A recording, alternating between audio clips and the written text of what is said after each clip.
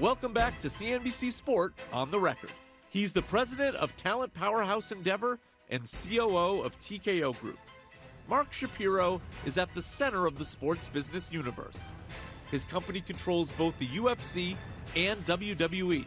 I sat down with him to discuss which legacy media companies will still be standing in 5 years and how he plans to grow TKO beyond combat sports. Do you feel like this is the start of something transformative in the industry? In other words, that the big tech companies, YouTube, Apple, Amazon, Netflix, will become the dominant players in owning sports rights?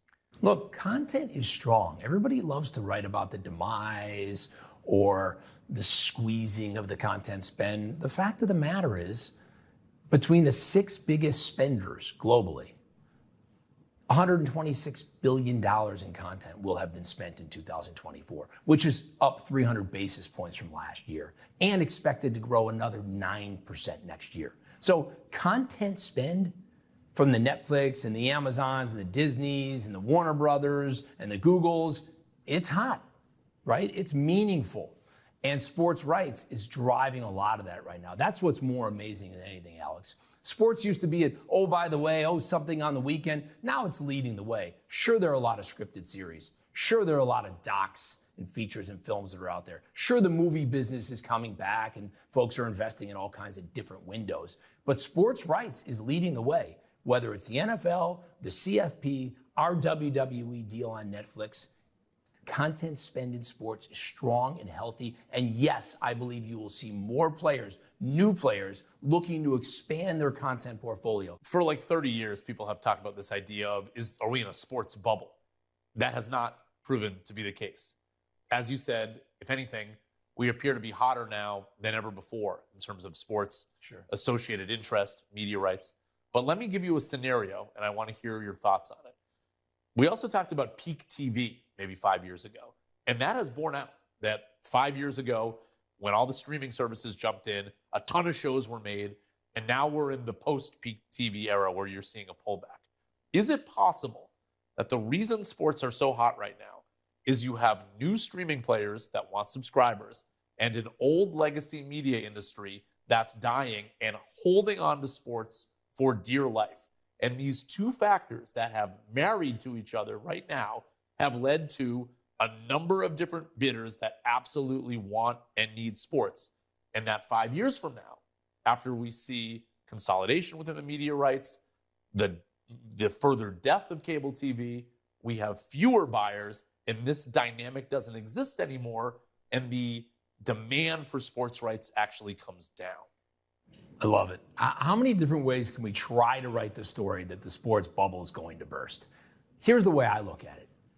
Sports rights are always hot in some form. The temperature is up there. Let's just be clear about that. Sometimes it's really super hot. And if you catch it in that wave, in that moment, in that frame, you're going to fully capitalize on getting the kind of increases you're looking for as a content rights owner. Sometimes it's just warm. So you'll get an increase, but it may not be record breaking. But it's always going to be in demand because sports unify us. That's what it does. Sports is argument.